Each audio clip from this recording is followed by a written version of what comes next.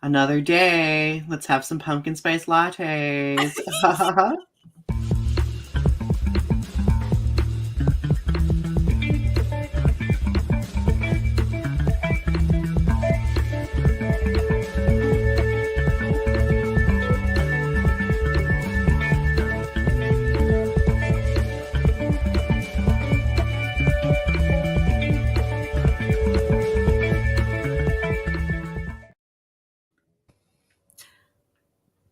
Hello, wayward soul. Welcome to our ethereal journey toward enlightenment, toward PSLs, pumpkin spice lattes. In the bottom of the Starbucks cup. Right? Hello, everyone. Welcome to episode 137. Wow, I cannot speak. Welcome to episode 137 of Restitching the Tapestry. It's good to see all of you. I know it's been a couple of weeks. We needed some necessary rest and time off for a couple of weeks because we've been so busy. Absolutely. But we are back and we are ready for trouble as always. Absolutely. So what was that? It was my white-girl voice. So, oh my gosh, what have we been up to? How have we been? We got a lot to catch up on. What have you been doing? Oh my god, I'm so swamped with school. Oh, me too. I get that. Oh my god, I'm on like week 9 of. So this week and next week are. So I've got a final project due. I have to read I have to finish a book tonight by midnight and do a discussion post. Clock's ticking, and I have to work on. I have to do a reaction paper and finish my final project by next week. I am stressy. Oh, master's classes, like they kind of like it seems like really smooth sailing for a while, but then they catch up on you and you're like, like especially toward the last few weeks of the semester. Absolutely. Yeah, I remember that frustration all too well. But you've also been working on some creative stuff too, right? I have, and it's because I have been putting off the responsibilities of my life. I've been working on my poetry book, Beachfront Property. Yes, I am so excited about your poetry I've also been book. working on my script for NaNoWriMo, State of Mind. I have 30 pages into that, and it's getting juicy. My love story between, what's her name? Cassie and Clark, or his name is Kent. I almost call him Clark because her nickname for him is Superman. Oh, I love that.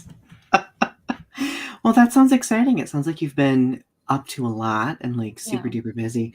I feel the same way. Like I've been very, obviously we're over midway through the semester. So like a lot of grading, a lot of, my students are having a lot of anxiety right now. So like, I'm trying to also like help them feel at ease. I've been, oh my gosh. I know that many of you probably are aware of this, but I am on our local PFLAG chapter, which is an LGBTQ plus organization. And we are opening in January, we're opening a brick and mortar LGBTQ plus literature library, which is going to be super exciting. And very like it's not a common thing to happen. So that this is really cool. And I've been participating on a committee to help facilitate like a fundraiser. So if anybody wants to do something nice for the holidays, if you are into charitable donations and stuff like that, feel free to, I'll have a link in the description below, but feel free to go visit our page if you want to buy a book off our Amazon registry, make a donation, or even just mail in a lightly used book that's LGBTQ plus themed. I'll have to do that for December. That'll be on my wish list for December. Yes. And do you want to know what's even more exciting, everyone?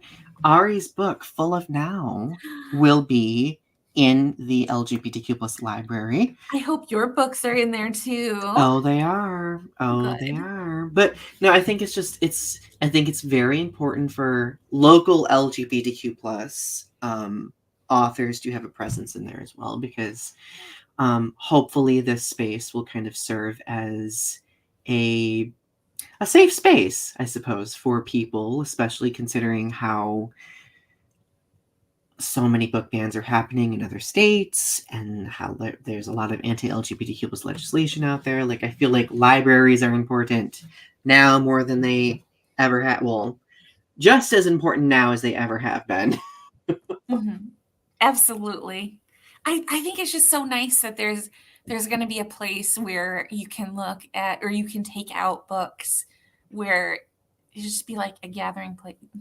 So important. And it'll be like a place. I'm hoping that like there'll be like really good like history books and like really good. Yeah, I'm really excited about that.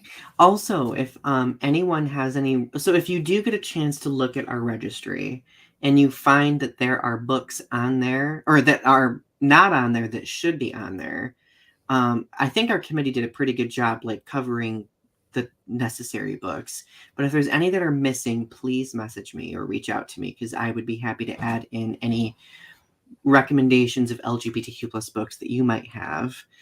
Because I mean, I'm relatively well informed on things, but there are a lot of books that, you know, I've probably never heard of that should be on there. So Oh, right. I know.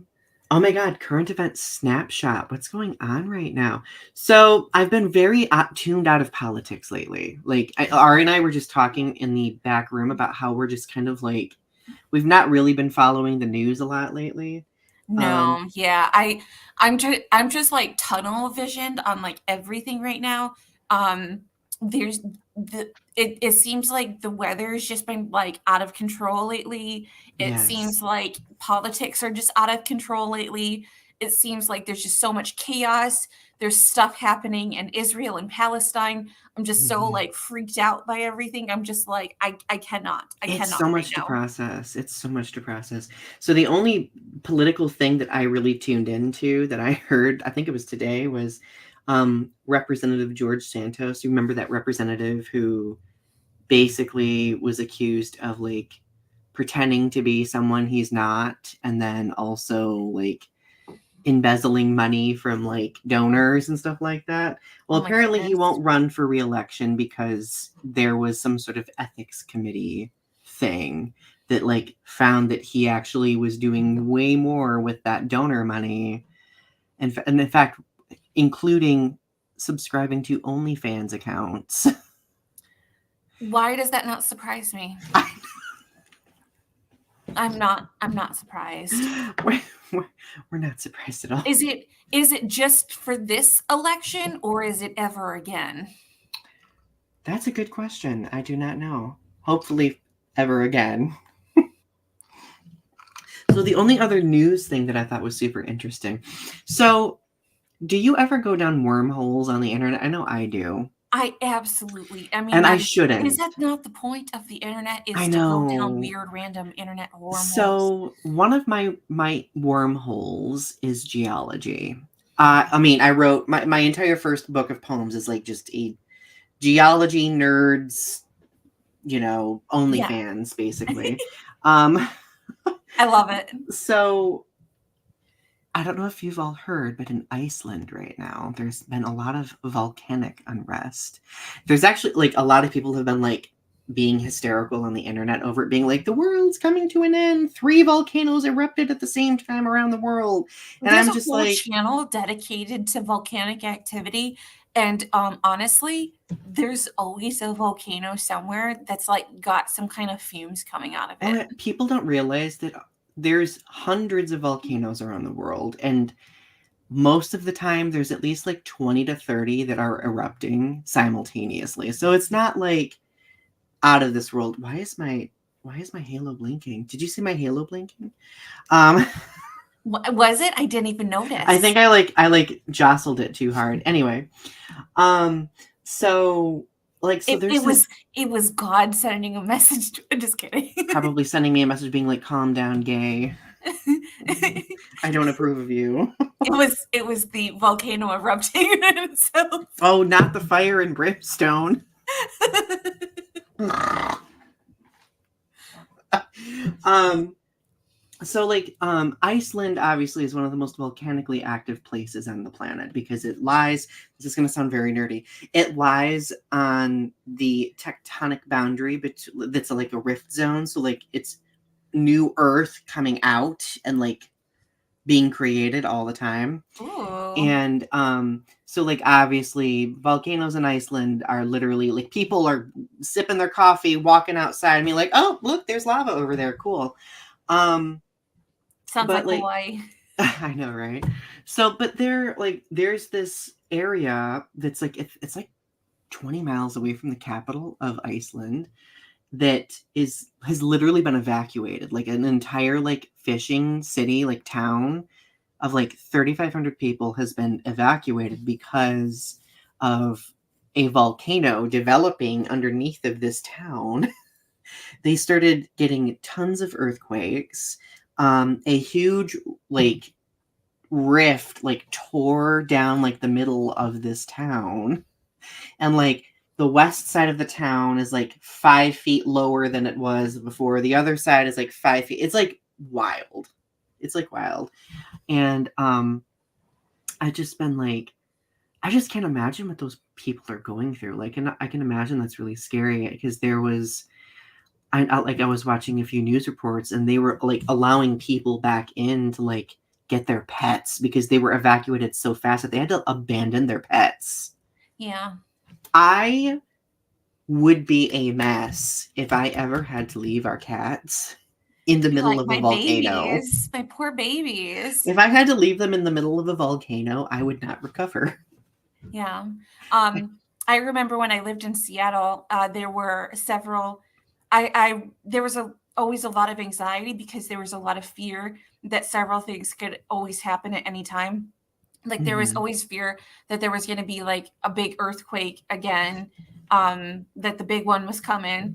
Mhm. And then there was always fear that Mount Rainier was going to erupt again. Right, because it's one of the Cascade volcanoes like Mount St. Helens. Right. And then there was always fear that there was going to be a tsunami because the earthquake would set off shockwaves that could bring a tsunami into the harbor. So if you were Oh, close right. inland, you could be caught in a tsunami. Oh, there was always things like that. So sometimes I would just like list off all of like the terrible things that could happen while you're like you could A, just like any a at any given point you lahar. just like die from I know. I know in Seattle, don't they have like lahar roots? Like so, like if a volcano erupts and like a lot of glaciers melt and it causes like floods, like yeah. So it's so like I like as beautiful as Washington State is, natural disaster wise, it is. like at any given point, like you're just like on the brink of like disaster living in Seattle. But like it's most of the time you just like don't think about it. Have you ever experienced an earthquake before? I've never I think I might have living in Death Valley, but I don't think I ever felt it.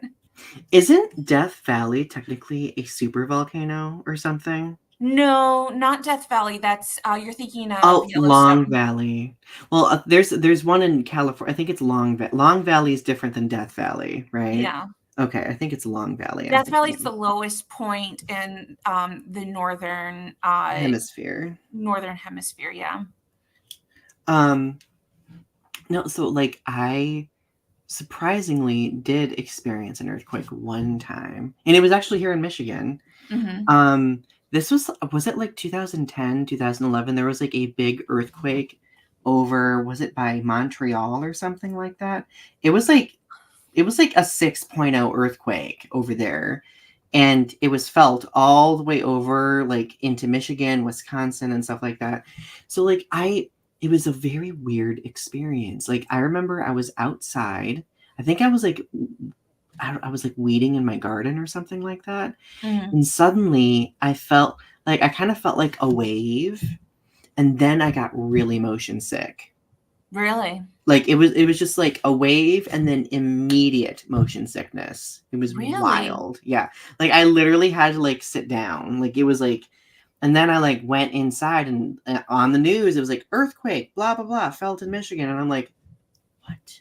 So it didn't feel like jolting or anything like that. It was, I'm sure earthquakes feel differently depending on how the magnitude and where you are, but like it was wild. Weird. It was very weird. Well, that's the news. That is the current event snapshot for the day today. Is it time to read the mission It statement? is time for your beautiful live performance of the mission statement. Oh my goodness. Here we go. I'll read it in my white woman voice. We live in a dynamic society where social media shapes us by creating greater adversity many marginalized communities face. The powers causing the adversity and those who act as bystanders as atrocities take place in real time. Our goal with this show is to make connections and have challenging conversations about social topics, current events, pop culture, and art. Together, let's weave the threads of understanding with what privilege we have in order to learn, educate, and create in a world that's growing. Amen. Amen. Your performance was beautiful. It reminded me of Moira Rose from Schitt's Creek. Have you ever watched Schitt's Creek? Absolutely. That was the voice I was going for. We are psychic, I swear. Well, okay, so this topic is interesting. I can't even remember why we decided to come up with this topic. Like it was a while ago. Do you remember what our motivation was? So I don't know, but it's because we were thinking about fall, and I so we see a lot of like pumpkin spice things, and it's sort of like because people like to make over the years, because we are millennials, there's just been so many people who've made fun of like pumpkin spice latte. And I know that people like it's one of those topics that's just been like over talked about. And we're about to talk about it. But it's like I feel like one of those things, but it's one of those things that I think that we need to heal. Like this is what we talk about in this show is like it's like one of because like it's been talked about in like such a negative manner that I feel like it's one of those things that we need to heal as like a community and like one of those topics that like we need to like like discuss Right. as like an actual like maybe this is because I think that like we talked about it in a negative light, but then like I think that people started to like think about it in like a positive light, and like we were like starting to heal from it. So I think that like maybe we can look at it from like a critical lens and talk about like why people like were so critical of it originally, but like also from like the positive aspects of like. So I think that like maybe re-examining it from both aspects. Just kind of like circling back on it again because it is one of those things that just like always pops up and it's one of those perennial things Yeah. and I think that having insights on it Well, and it's just one of those things. yeah, and I mean, we're going to obviously delve a little bit into because like obviously there are things that fuel the negativity behind the way people kind of like shame pumpkin spice lattes and this notion, this image and the aesthetic of the white girl fall, right, quote Mhm. unquote. Well, let's begin by sharing whether are we fans of pumpkin spice and embracing the aesthetic? So I usually will get at least one or two pumpkin spice lattes every year. I get the vegan version, so I don't always get the full pumpkin spice latte. But usually at the beginning of the season, usually in at least August up September, I will get at least one or two pumpkin spice lattes, and they're either iced or they're hot. But I always get at least one a year. You got to get the one in. I probably do like 4 or 5. Well, okay, so for those of you who do not know this, I was a barista for 10 years of my life.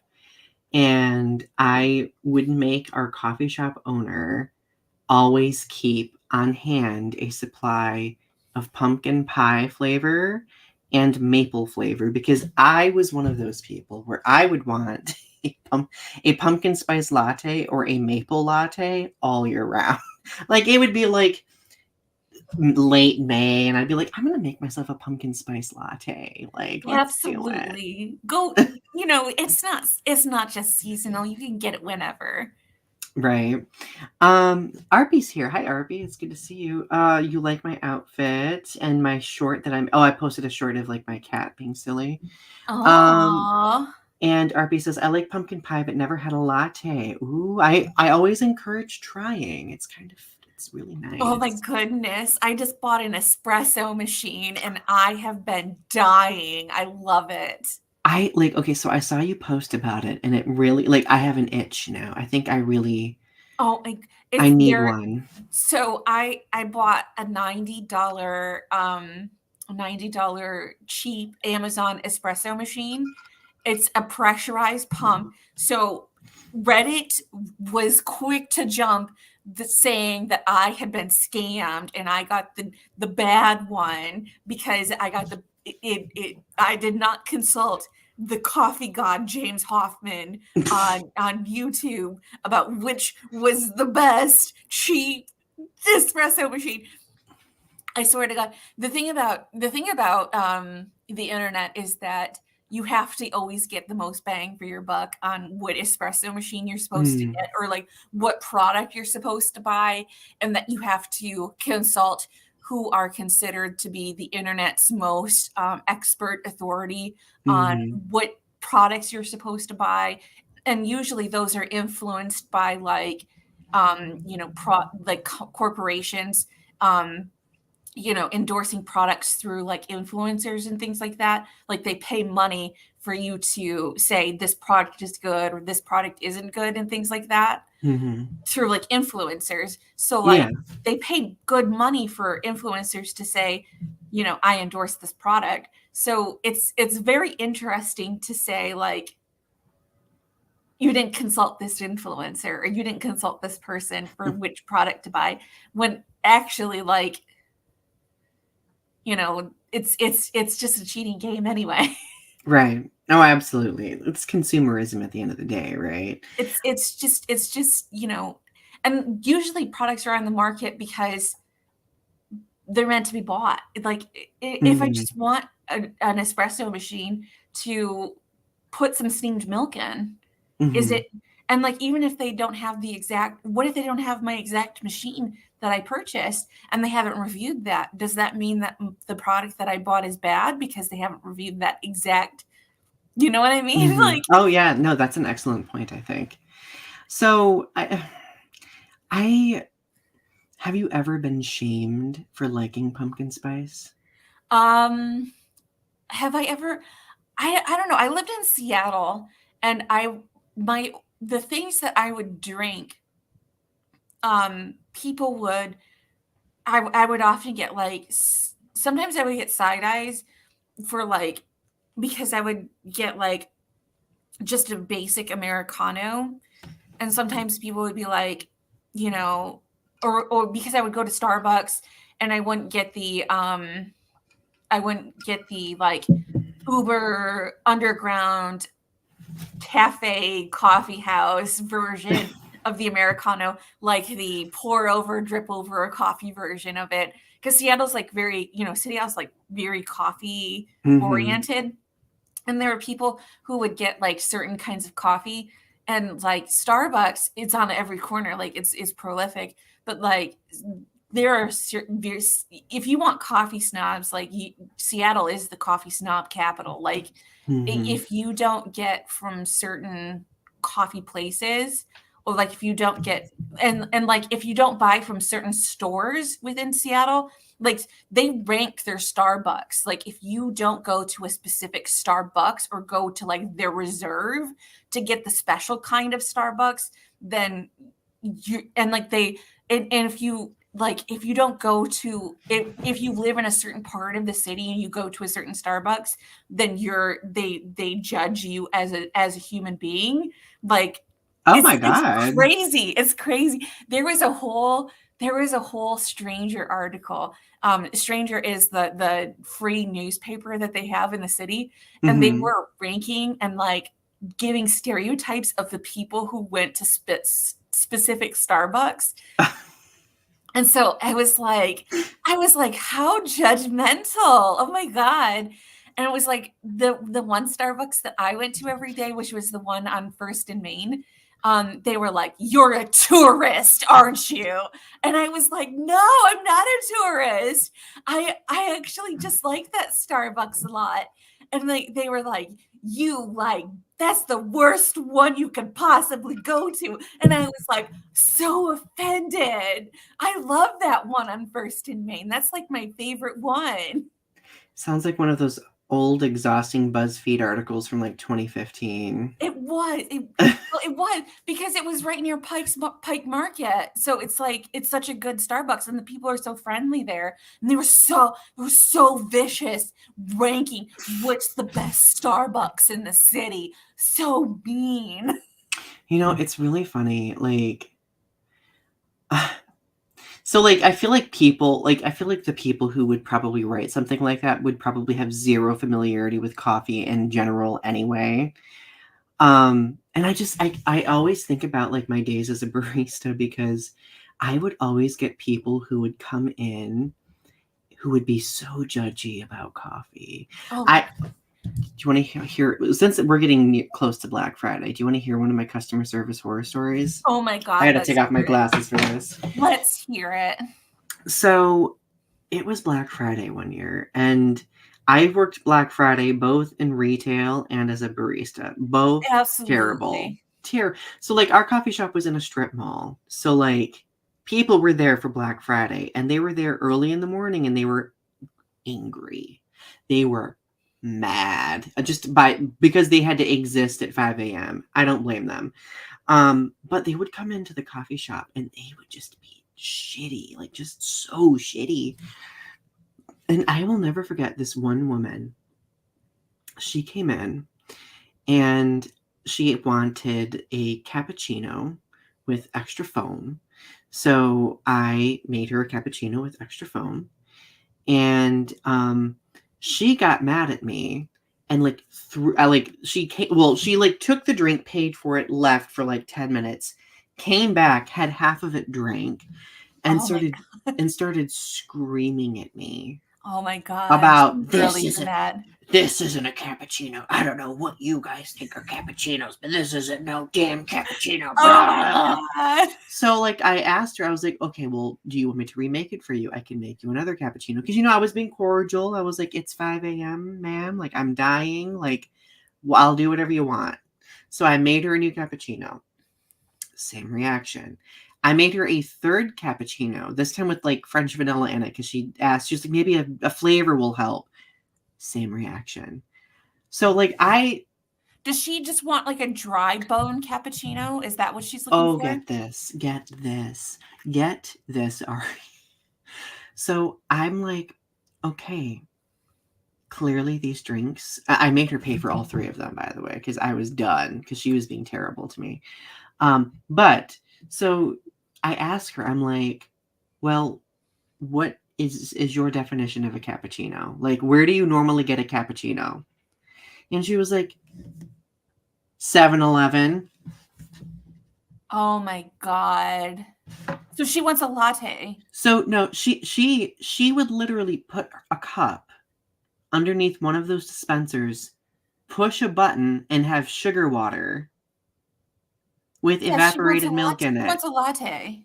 That's like I mean, if you could call it a lot, like that's like it's basically like a hot cocoa coffee version, like with the suggest. And I was just like, sis, this is a coffee shop. Like a latte and a cappuccino both have espresso and steamed milk in them, or whatever milk variant you want, and a Tell her to go cappuccino. to 7-Eleven. I told her there was the 7-Eleven across the street. I was like, you wanted extra foam. Like, that's what makes a cappuccino. A cappuccino is like the level of foam.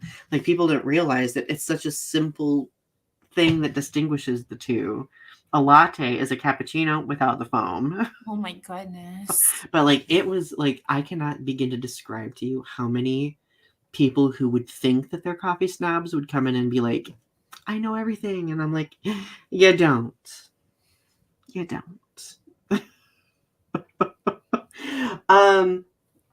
Wow, I really took us on a tangent. I apologize. Let's come back onto track. Let's talk about the white girl fall stereotype. My head is so far in the clouds. I'm in heaven. Because I think that we got the Karen stereotype. So let's talk about the white girl fall stereotype, because they are very close in comparison. Well, right. Well, I think part of the problem though is that the stereotype generalizes that every pumpkin spice lover is going to be a Karen or a basic white girl, right?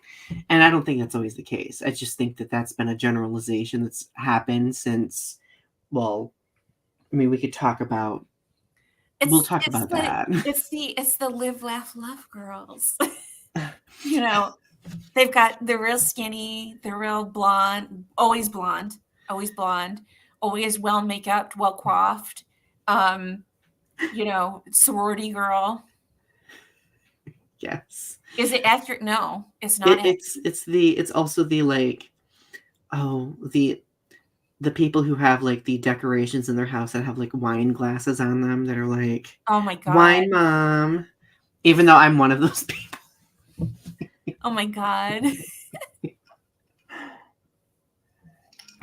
So, okay, so we've established, like, so this aesthetic, like when people describe this aesthetic, like this white girl fall stereotype, like it's always this kind of like image, and you'll see it like when people parody it online all the time.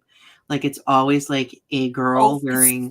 It's so over the top always. Oh yeah, it's like always even the parody I'm doing is like it's so over the top. Right. Like the hair is always like really thick. There's always bangs.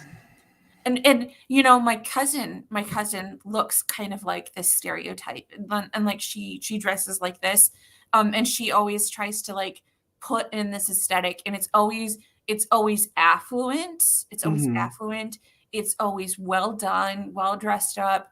But like, you know, it's like the image in my mind is always like hair like that with bangs, some sort of, you know, tan or brown overcoat, something like maybe a like some sort of peat coat or something like that. With like a scarf. I almost bought the hat for it. Oh my God, the hat. Oh, what do you call those hats? The fall, like the cow. There's like a cowboy hat, but it's not quite. Right. And always boots. Like boots and high waist jeans. Yeah, the skinny jeans. Yeah, like that's all. I feel like that's always like the image stereotype that media and critical people tend to resort to, right? I am wearing the paisley colors. Oh well, paisley I would say is probably one of the most popular patterns, right, in that area. Yeah. Oh, I love it. So obviously, like I think that I personally think that it's an absolutely adorable aesthetic. Like if I were a woman, I would want to have that aesthetic, personally speaking. Well, I mean, there's nothing that says that I can't have that aesthetic, but you know. But there's the thing about it is that it shows like there's a reason why it's considered basic, is because it stinks of like wealth, like of affluence, of like that it has like clean lines and neutral colors, and that it has like a sense of but you can look that way without spending a lot of money, because it's it's pervaded culture so much that you can buy it for cheap without, like, cheap goods can look expensive. And so a lot of like basic white women who are, middle class or like on the cheaper end of things can look like expensive without being expensive. And so that's where Mm. this aesthetic comes from, is that even though they may be like on the poorer end of things, they can look like they are affluent. Yeah, no, that makes complete sense to me. So let's talk. Okay, so I think a lot of the criticism probably stems from some sort of misogyny, right? Um, It does, because honestly, like, don't don't as a woman or as a person, don't you want to look like you are $1,000,000? Don't you want to mhm, look like dress well and dress good? Like, I understand that maybe like it comes off as like a uniform, because everybody kind of dresses in that same vein.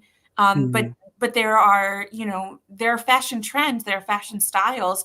Just because 30 people dress similarly doesn't mean that it's a bad thing necessarily.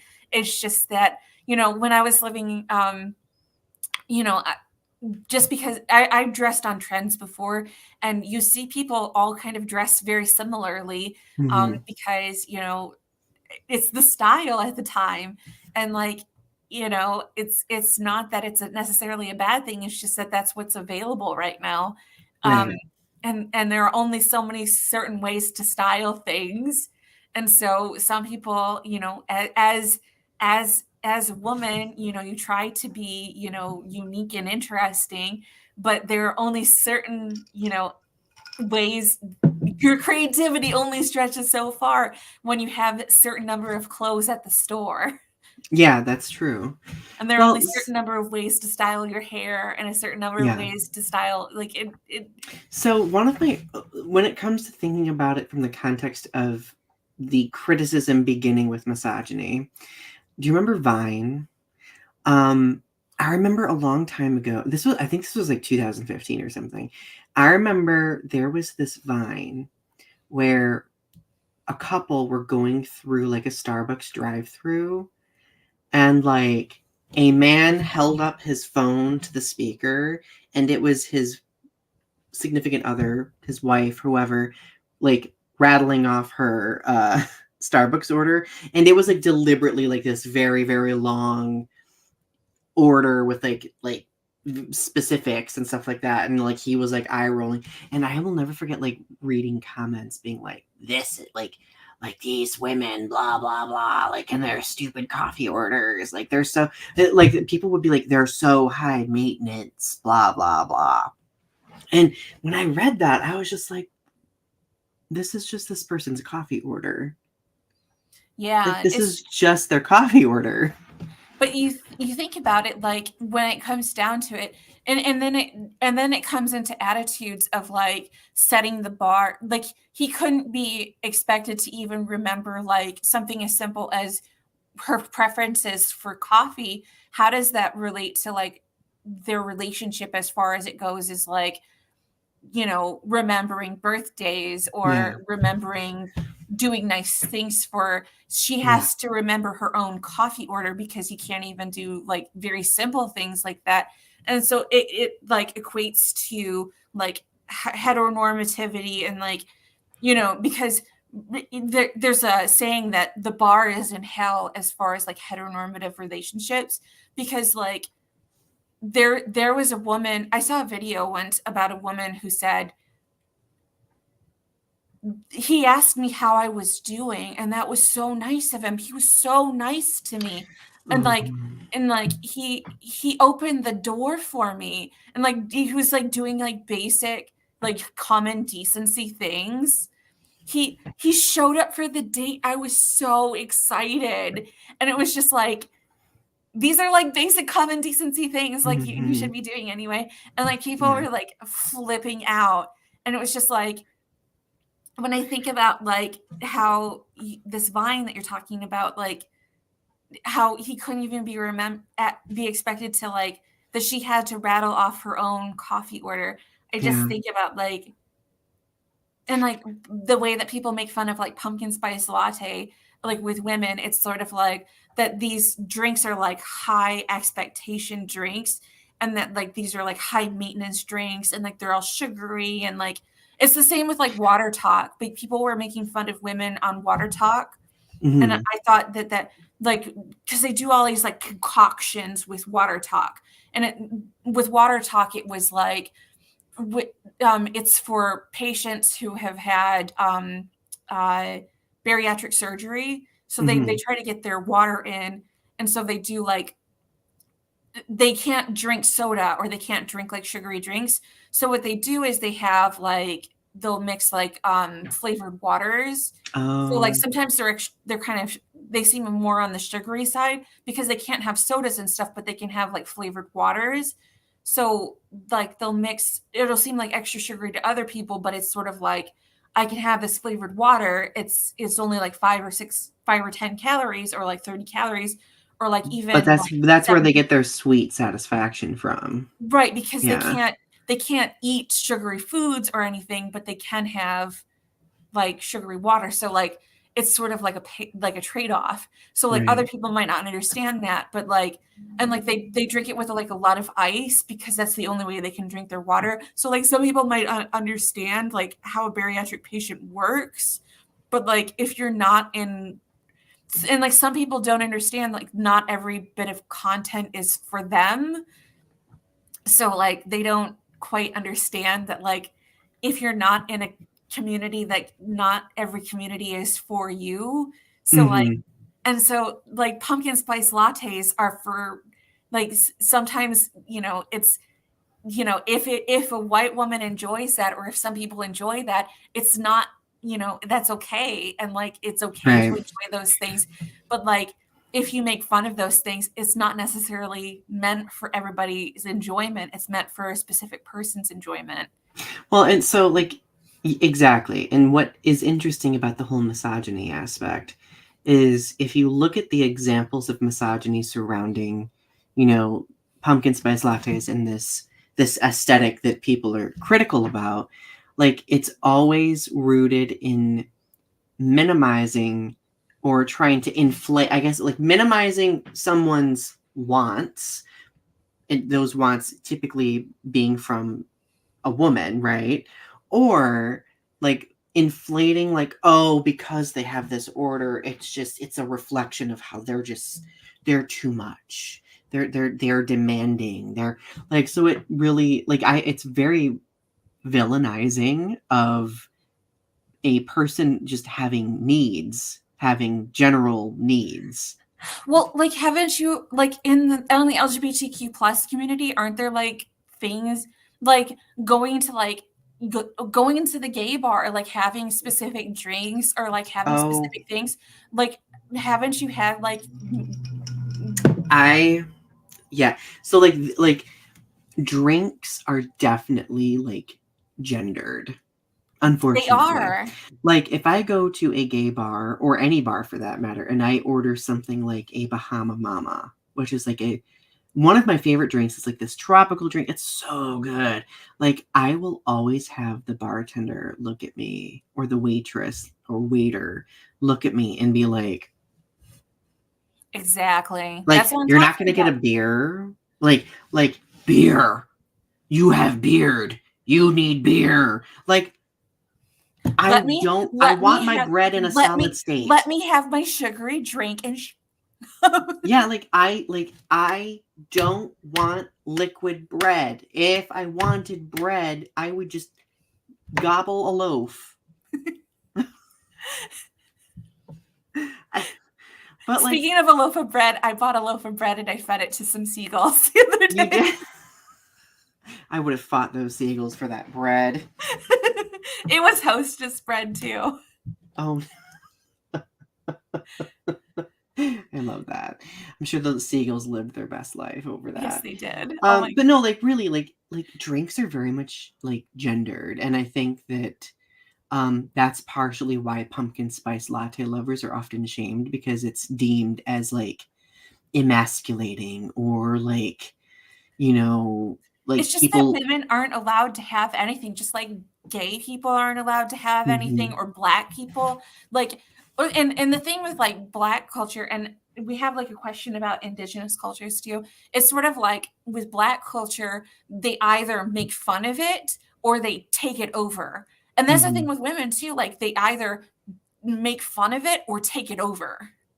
So, like, the people are making fun of the women and then taking over whatever it is that they are wanting, right? Kind of Right. like appropriating. Because for the first 2 years of pumpkin spice latte, all they did was just make fun of it. And now it's so pumpkin spice is so prolific in culture. Like Mhm. pumpkin spice dominates fall culture. It's in everything now. Capitalism. Let's think of it Capitalism. capitalistic. Let's think of it capitalistically, because, like, obviously, like, and we have a question about this, um, this constant need to produce like some sort of capitalistic result, right? Yeah. Um, because, like, if we think of how like seasonal drinks are branded and designed to appeal to people, like, who is it designed to appeal to?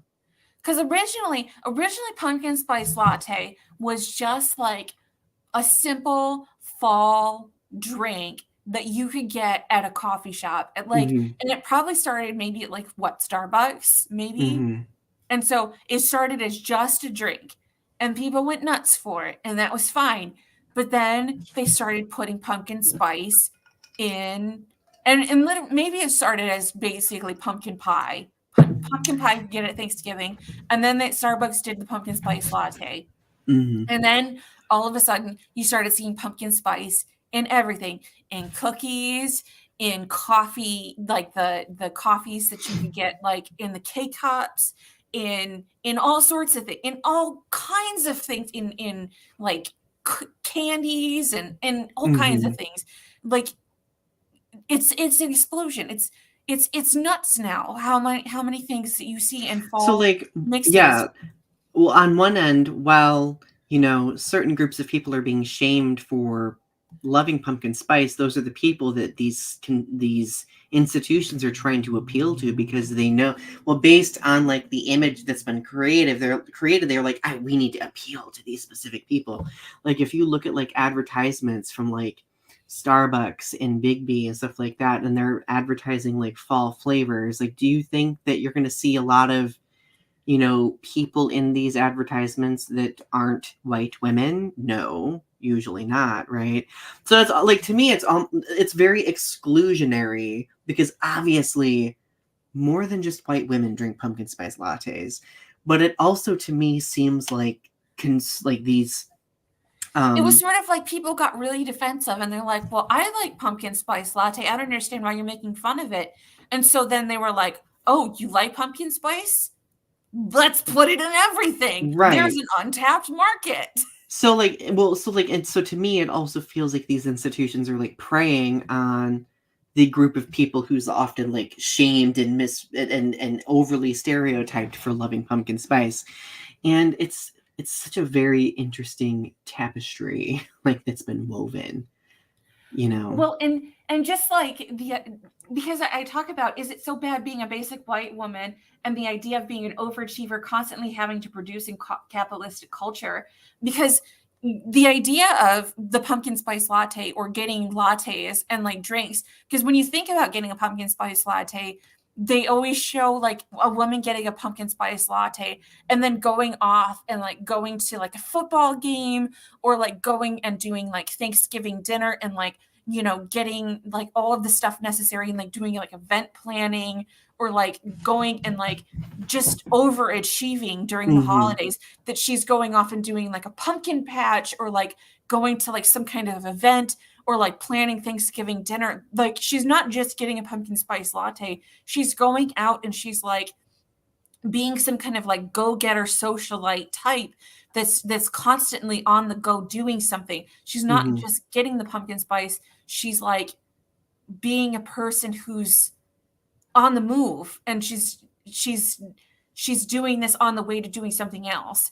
And so this capitalistic culture says that she's consuming this pumpkin spice on the way to, you know, On the that way it's part of to movement, and that she's constantly having to manage other people in other situations and other things on her way to, you know, being this person who's everywhere and everything all the time. Right, absolutely. So I mean, we could talk about. I mean, if we want to continue the trajectory and talk additionally about coffee, like, because the next question has a lot to do with like America's, like, does the success of pumpkin spice lattes coming from Starbucks also talk about America's history of coffee and addiction to sweet things and propensity to pack on extra calories to cope with like trauma and stress? So, like, I think partially it is that. But I also think coffee has become synonymous with a 9 to 5 work day.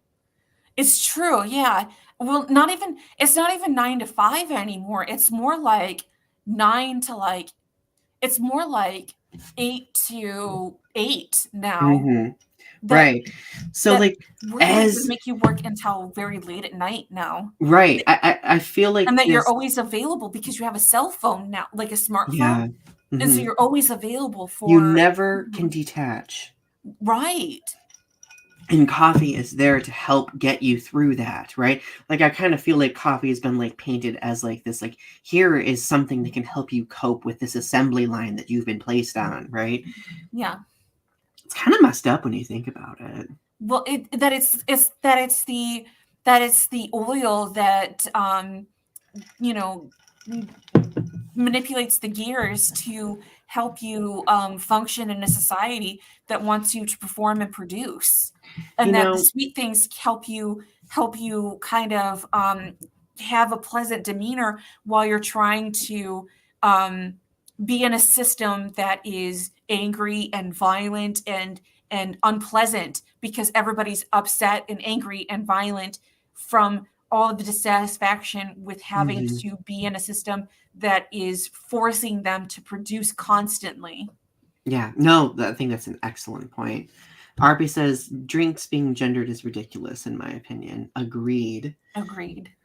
No, like, it's just interesting. Like, I think at some point in the future we should do an entire episode where we kind of reflect on the like, do more research on the history of coffee and like coffee and capitalism or something like that.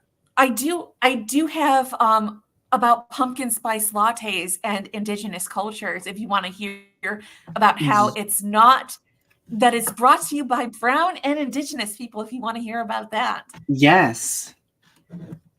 So, pumpkin spice lattes are not basic in the one white girl relationship. Cinnamon in the pumpkin spice lattes come from Sri Lanka, and Hmm. cloves and nutmeg are basically small dried flowers from the evergreen tree, whereas nutmeg is a seed from a different kind of evergreen tree. These spices can be found on the Maluku Islands, which are a colonized world as the Spice Islands. For thousands of years, the indigenous islands sailed and traded with Chinese and Arab merchants. Spices traded were not only valued in uses in cuisine, but also for their healing properties. Nutmeg, especially, was sought after for their medicinal properties. Pumpkin. Interesting. Pumpkins are, of course, indigenous to the Western Hemisphere and one of their most versatile fruits.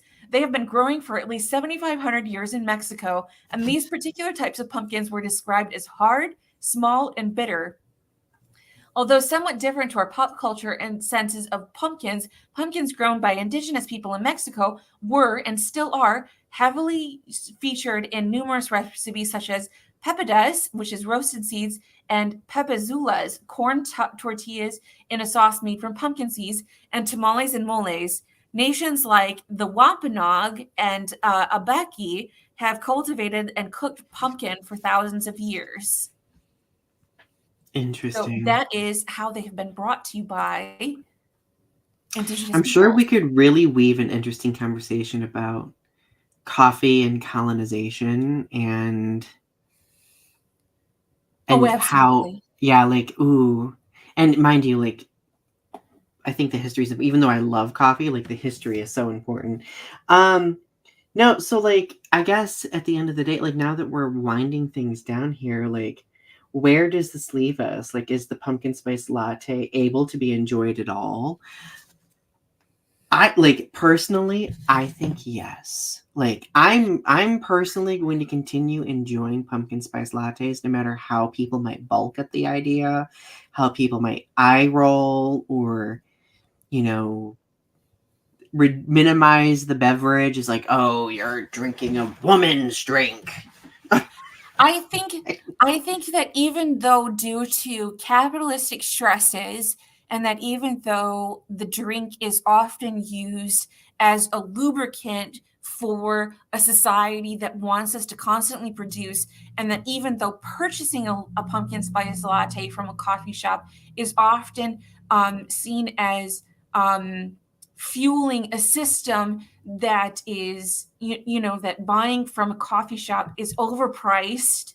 Mm-hmm. It's often, making it at home is a lot cheaper, and that buying it from a coffee shop is overpriced, and that it's fueling a capitalistic society that Mm-hmm. is not always in our best interest, and that it often leads to burnout, and that Yeah. sleepless nights, and that it can often lead to, possible anxieties and certain things like that. I think that maybe an every once in a while pumpkin spice latte is a good thing. That it's okay to enjoy those things. If you like pumpkin spice latte, I think that you should be free to enjoy those things. I think Mm-hmm. that they are good for you, as far as like having a treat. Um, Yeah, you know, if they allow some serotonin to happen, then but I think that anything if in you're, moderation. I think that if you are having them in excess, then maybe you should examine why you're having that in excess, and what that's doing to your mental and physical health, and why you feel like you need those to sustain yourself. Mm-hmm. Because I feel as though it's not beneficial to you, spiritually and emotionally, because it's fueling a system that's not beneficial to you emotionally. Um, but do you, boo? I mean, if Do you boo? Okay, I have one final spontaneous question.